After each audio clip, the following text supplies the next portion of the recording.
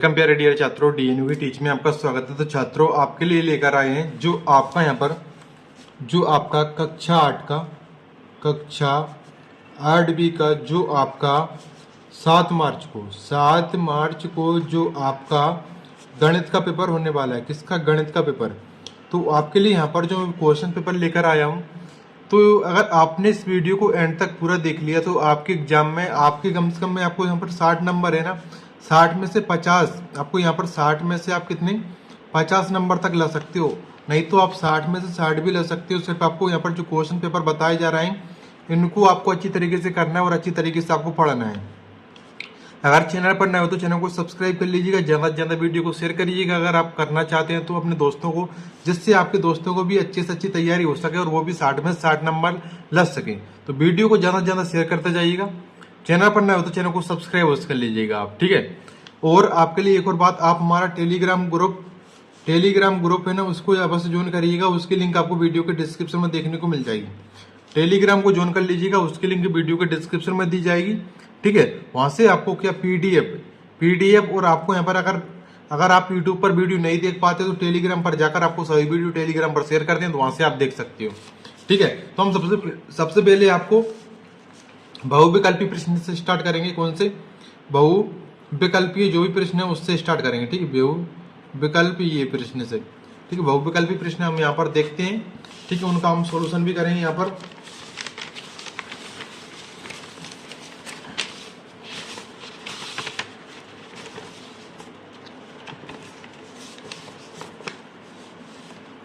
तो यहाँ पर आपके लिए यहाँ पर क्वेश्चन दिए गए हैं। जैसे कि यहाँ पर हमारा पहला क्वेश्चन देखें हम।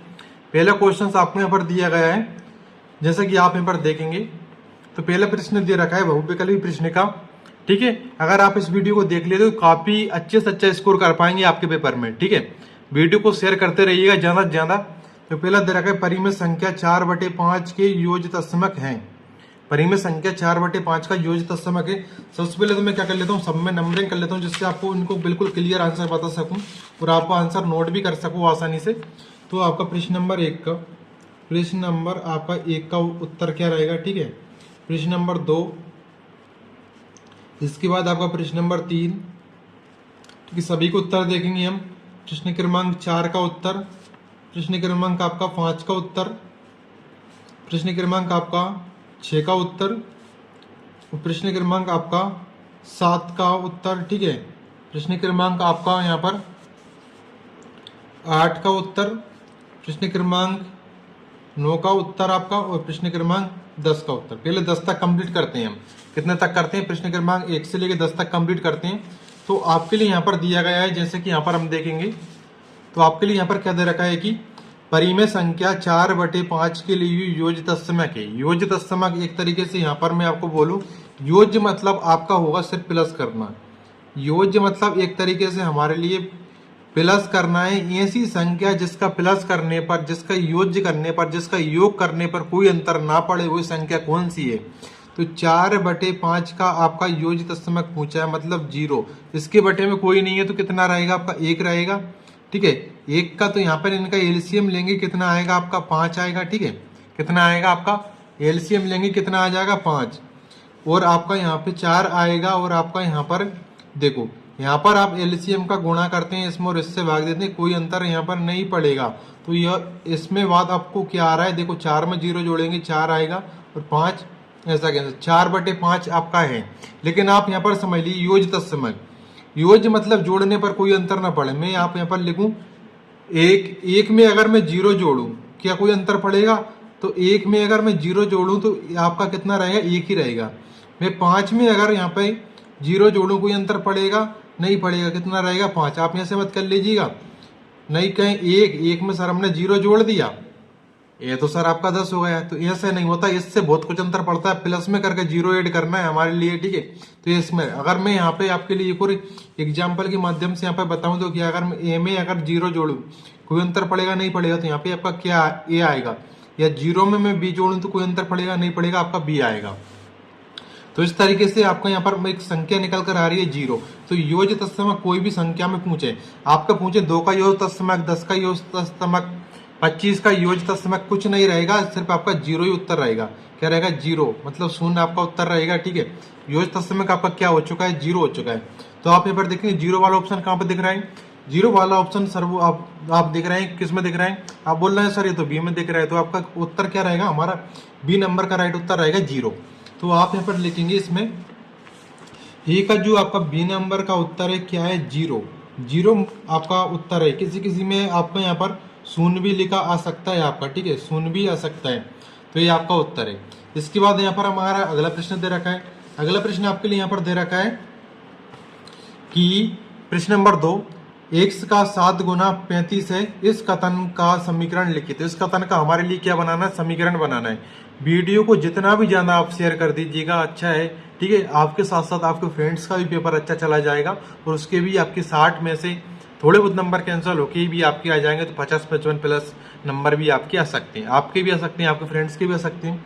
चैनल पर नए हो तो चैनल को सब्सक्राइबर्स कर लीजिएगा और बेल आइकन को भी आप वो प्रेस कर लेना, जिससे आपको क्या जब भी वीडियो अपलोड करेंगे आप तक नोटिफिकेशन पहुंच जाएगी। नहीं तो आप टेलीग्राम को ज्वाइन कर लीजिएगा, उसकी लिंक वीडियो के डिस्क्रिप्शन में दी गई। इसके बाद आपको यहाँ पर अगला प्रश्न दे रखा है, x का 7 गुना 35 है, इस कथन का समीकरण। पहले तो आप मतलब समझिएगा, क्या कुछ दे रखा है? का मतलब एक तरीके से आपका होता है गुणा करना। क्या होता है? का मतलब एक तरीके से गुणा करना। तो आपको यहाँ पर x का की जगह पे आपको गुणा लगाएं। x का 7 गुना, कितना गुना? 7 गुना कितना है आपका? 35 दे रखा है। x का 7 गुना 35 है। 7 का जब x में गुणा करेंगे कितना आ जाएगा? 7x बराबर 35।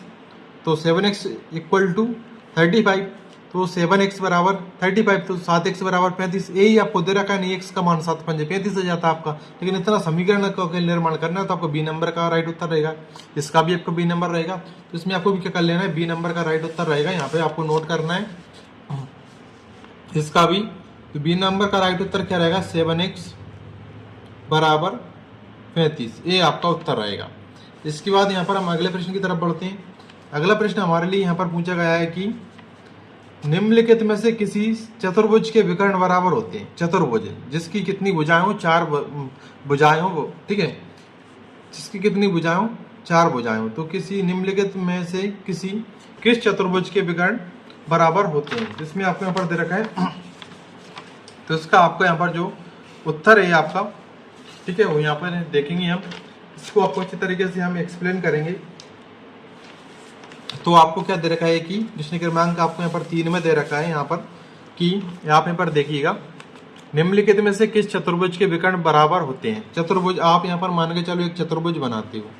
आपने एक बनाया, एक ऐसा चतुर्भुज बना लिया। ठीक है, तो इस तरीके से आपने बनाया। तो आप यहाँ पर देखेंगे कि जिसकी आमने सामने की 2 भुजाएं क्या होती हैं?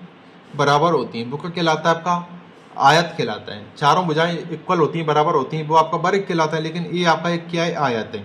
यानी कि आपका क्या है? एक रेक्टेंगल है। ठीक है, आयत है आपका।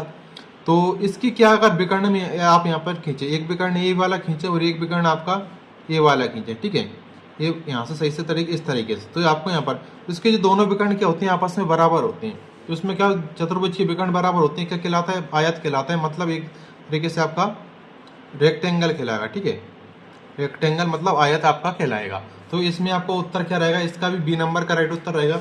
इसका भी बी नंबर का राइट उत्तर है। तो क्या हो जाएगा आपका? एक तरीके से आयत। आयत आपका एकदम राइट उत्तर रहेगा इसका।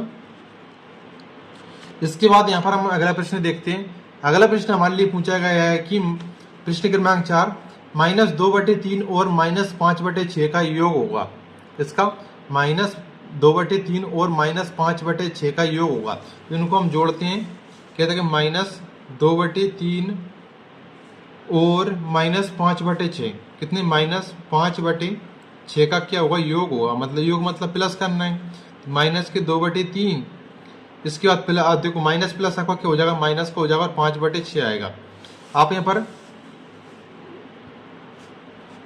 3 और 6 का एलसीएम लेंगे, कितना आएगा? 6 आएगा। और आप यहाँ पर 6 का गुणा यहाँ से करेंगे, इसमें देंगे, और ये आपका 6 दूनी कितना हो जाएगा? 12 हो जाएगा। 12 को 3 से डिवाइड करेंगे, 3 चौके आपका 12, तो 4 आएगा, माइनस का 4 आएगा। ठीक है, ये से कट ही जाएगा आपका। देखो 6 से 6 आपका कट ही जाएगा यहाँ पर। तो आपका माइनस के 5 आएगा, यानी कि -9 बटे आपका 6। कितना माइनस के 9/6 है। और इसको अगर हम यहाँ पर करेंगे तो कितना आएगा, 3 माइनस के 3 और बटे 2, तो माइनस के 3/2 आ रहा है। तो माइनस के 3/2 आ रहा है। एक तरीके से एक क्या है, एक परिमेय संख्या है। ये आपका सही सी नंबर का राइट उत्तर रहेगा। क्या रहेगा आपका सी नंबर का राइट उत्तर रहेगा क्या, एक परिमेय संख्या। तो इसमें आपका जो सी नंबर का राइट उत्तर है क्या आ जाएगा, एक परिमेय संख्या, एक परिमेय संख्या। बिल्कुल कंप्लीट उत्तर बताए जाएंगे आपको, 26 नंबर तक ही बताए जाएंगे। ठीक है, एक परिमेय संख्या है। ठीक है, ये आपके पेपर में देखने को मिलेंगे। ठीक है, अब मैंने यहाँ पर पूछा है ना आपको, देखो योज तत्समक पूछा है। योज तत्समक तो मैंने बताया आपको, लेकिन अगर कभी कभी पेपर में आपका आ जाता है कि आपका बताइए कि गुणात्मक तत्समक क्या होगा, क्या आ जाता है पेपर में, गुणात्मक तत्समक, गुणात्मक तत्समक आ जाता है। गुणात्मक तत्समक आपका एक होता है, कितना होता है, गुणात्मक तत्समक एक होता है। एक ऐसी संख्या है जिसका गुणा करने पर कोई अंतर नहीं पड़ता है। मैं अगर 2 का 1 में गुणा करूं कोई अंतर पड़ेगा, नहीं पड़ेगा, 2 एकम 2।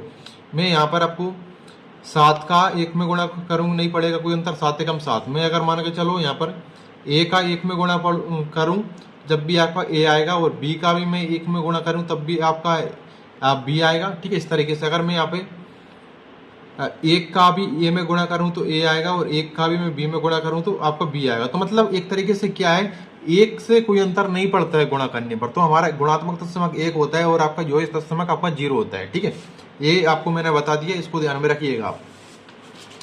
इसके बाद यहाँ पर हमारा जे आपका पूछी गई थी, एक क्या हो जाएगी, एक परिमेय संख्या हो जाएगी। इसके बाद आपको यहाँ पर अगला प्रश्न दे रखा है। अगला प्रश्न हमारे लिए यहाँ पर पूछा गया है, जैसा कि आप यहाँ पर देखेंगे, आपको प्रश्न क्रमांक 5 है आपका। प्रश्न क्रमांक 5 है कि निम्नलिखित में से एक चरीय रेखिक समीकरण है। निम्नलिखित में से एक चरीय रेखिक समीकरण है। तो आप यहाँ पर सबसे पहले आपको समझना पड़ेगी चर राशियां क्या होती हैं और अचर राशियां क्या होती हैं। तो आप यहाँ पर, मैं सिंपल सी भाषा में, इतना टाइम नहीं है कि मैं आपको बिल्कुल क्लियर तरीके से समझाऊं, क्योंकि एक ही दिन का आपका टाइम है। चर राशियां, चर राशियां, चर राशियां का कहलाती हैं, चर राशियां कहलाती हैं आपकी ए बी सी बोलूँ या मैं बोलूँ एक्स बाय जेड, ये किस में कहलाती हैं, आपकी चर राशियां कहलाती हैं। अचर राशियां आपकी कहलाती हैं। ठीक है, अचर राशियां, अचर राशियां कहलाती हैं 1 2 से लेके आप जो नंबरिंग वाली होती हैं, ये क्या कहलाती हैं, अचर राशियां। तो आपको यहाँ पर पूछा है कि निम्नलिखित में से एक चरीय रेखिक समीकरण है, जिसमें क्या या तो ए आए या बी आए या सी आए या एक्स आए या वाई आए या जेड, लेकिन एक आना चाहिए। आप यहाँ पर देखेंगे इस वाले ए वाले ऑप्शन में आपको यहाँ पर एक्स और वाई 2 आ चुके हैं। ये आपका द्विचरीय रेखिक समीकरण है। कौन सा, द्विचरीय। ठीक है, या आप यहाँ पर देखेंगे सिर्फ आपका एक्स अकेला दिया है, तो आपका एक चरीय है। ठीक है, कितने चरीय, एक चरीय। इसको एक चरीय को हम क्या रेखिक समीकरण भी बोलते हैं। ठीक है, एक चरीय को क्या रेखिक समीकरण इसलिए बता देते हैं क्योंकि यहाँ पर एक्स की अधिकतम घात कितनी है, 1 है। जो और या फिर आप यहाँ पर देखेंगे, इसको तो नहीं बोल, एक इसको भी एक क्या है, एक तरीके से किसका एग्जाम्पल हो जाएगा आपका ये, एक तरीके से बहुपद वाली बात चलती है। बहुपद में आपको रेखिक समीकरण रेखिक बहुपद कहलाते हैं। तो इसमें एक घात वाले जितने भी होते हैं वो क्या कहलाते हैं, रेखिक बहुपद कहलाते हैं। ठीक है, 2 घात वाले 2 घात बहुपद कहलाते हैं, 3 घात वाले त्रिघात बहुपद कहलाते हैं। बराबर में 0 लग जाता है तो वो आपका समीकरण कहलाता है। ठीक है, लेकिन एक चर का बोला है तो आपका जेई वाला बी नंबर वाला राइट उत्तर हो जाएगा, x + 5 = 0। तो इसका भी आपका बी नंबर का राइट उत्तर रहेगा, क्या रहेगा, x + 5 = 0। ये आपका उत्तर हो जाएगा। ठीक है, x + x + 5 है, ये तो आपको द्विचरीय हो जाएगा। क्या है, x + 5 कितना हो जाएगा, x + 5 = 0। ये आपका उत्तर है। ठीक है, इसको काट के अच्छी तरीके से लिख देता हूँ, आप गलती कर लेते हैं कुछ स्टूडेंट्स। x + 5 = 0, जिसमें कितना चर है, एक अकेला चर है, तो एक चर है। ठीक है, तो ये आपका उत्तर हो जाएगा। इसके बाद यहाँ पर हम अगला प्रश्न देखते हैं। अगला प्रश्न आपके लिए दे रखा है कि रिक्त स्थानों की पूर्ति कीजिए, रिक्त स्थानों की पूर्ति कीजिए। प्रश्न क्रमांक 6 से लेकर 10 तक में। प्रश्न क्रमांक 6 आपका, किसी बहुभुज के सभी भाव कोणों का योग होता है। किसी बहुभुज के सभी भाव कोणों का योग होता है, तो ये कितना होता है, 360 डिग्री होता है। सभी भाव कोणों का योग, ठीक है, 360 डिग्री होता है। आपको कितना लिखना है, आपको यहाँ पर लिख लेना है, प्रश्न क्रमांक 6 में 360 डिग्री होता है आपका। ठीक है, इसके बाद आपको यहाँ पर अगला पूछा है कि एक समचतुर्भुज है जिसका प्रत्येक कोण 90 डिग्री का होता है, वह आपका क्या कहलाता है, वह आपका आयत कहलाता है। क्या कहलाता है, प्रत्येक प्रत्येक कोण क्या होता है 90 डिग्री का होता है। 90 90 के होते हैं, मतलब 9 चौक 36, टोटल कितने होते हैं 360 होते हैं। देखो आयत है आपका, तो यहाँ पर आपने क्या आयत है, ठीक है, ए वाला कोण और ये कोण से टोटल कितने कितने डिग्री की, 90 डिग्री की, तो ये इक्वल होते हैं, मतलब क्या एक तरीके से एक आयत ही है। इसमें आपको क्या लिख लेना है, प्रश्न क्रमांक 7 के उत्तर में आपको आयत लिख लेना है। क्या लिख लेना है, आपको आयत लिखना है। क्या लिखना है, आपको आयत लिखना है प्रश्न क्रमांक 7 के उत्तर में। इसके बाद आपको यहाँ पर 8वां प्रश्न दे रखा है कि किसी समांतर चतुर्भुज के सम्मुख कोण क्या होते हैं, बराबर होते हैं, मतलब इक्वल होते हैं आपके। किसी समांतर चतुर्भुज के सम्मुख कोण क्या होते हैं, किसी समांतर चतुर्भुज के सम्मुख कोण क्या होते हैं, बराबर होते हैं। क्या होते हैं, बराबर, एक तरीके से क्या होते हैं, बराबर होते हैं। किसी समांतर चतुर्भुज के सम्मुख कोण क्या होते हैं, बराबर होते हैं, ठीक है। इसके बाद आपको यहाँ पर देखना है कि आपको दिख रहा होगा यहाँ पर सही तरीके से देखो आप कि पैटर्न, प्रश्न क्रमांक 9 कह रहा है कि पैटर्न 4, 9, 16, 25 में अगली संख्या है। तो आप यहाँ पर देखेंगे, मैं आपको समझाता हूँ। देखो 2 का वर्ग आपका 4, 3 का वर्ग आपका 9, 4 का वर्ग आपका क्या हो जाएगा 16, 5 का वर्ग आपका 25। तो यहाँ तक तो दे रखा है। अगला आपको कितने, किसका वर्ग आएगा, 6 का वर्ग आएगा, कितना हो जाएगा 36। 36 आपका राइट उत्तर रहेगा इसका, ठीक है। 25 के बाद आपका कितना आएगा, 6 का वर्ग आएगा, मतलब क्या आएगा 36। तो ये आपका उत्तर रहेगा 36, ठीक है। 36 आपका राइट उत्तर रहेगा। इसके बाद आपको यहाँ पर दे रखा है कि समीकरण 2x बराबर 10 में x का मान होगा। प्रश्न क्रमांक 10 कह रहा है कि समीकरण 2x बराबर 10 में x का मान होगा कि 2x इज इक्वल टू 10 में x की वैल्यू बताना है, x का मान बताना है आपको। तो इसमें आपको यहाँ पर x का मान 2x कितना लगा, 2x बराबर 10 में x का मान, तो x बराबर कितना हो जाएगा 10/2, 2 पंजे 10। तो यहाँ पे x का मान कितना निकल कर आ रहा है आपका, 5 निकल कर आ रहा है। कितना आ रहा है, x का मान आपका 5 आ रहा है। तो यहाँ पर x का मान कितना हो जाएगा, 5 हो जाएगा। तो यहाँ तक आपकी प्रश्न क्रमांक 10 तक कंप्लीट आंसर होते हैं, ठीक है। ये आपके बाद आपको इसके आगे के जो क्वेश्चन है ना, उनके ये क्वेश्चन पेपर है ना, इसके आगे के क्वेश्चन का सोल्यूशन मैं आपको इसका पार्ट 2 आएगा, पार्ट 2 में बता दूंगा। अगर आप पार्ट 2 कुछ टाइम बाद देखते हो तो वीडियो को डिस्क्रिप्शन में जाना है, एक बार वीडियो को डिस्क्रिप्शन चेक कर लो। पार्ट 2 की लिंक आपको वहां से मिल जाएगी, नहीं टेलीग्राम पर मैं शेयर कर दूंगा, ठीक है। टेलीग्राम की मदद से या आपको वीडियो को डिस्क्रिप्शन की मदद से आगे के क्वेश्चन सभी देख सकते हो। आई होप कि आपको वीडियो पसंद आई होगा। अगर आपको वीडियो पसंद आई हो तो इस वीडियो को लाइक कर दीजिएगा, ज्यादा से ज्यादा वीडियो को शेयर करिएगा। तो मिलते हैं आने वाले नेक्स्ट वीडियो में। Thank for watching video.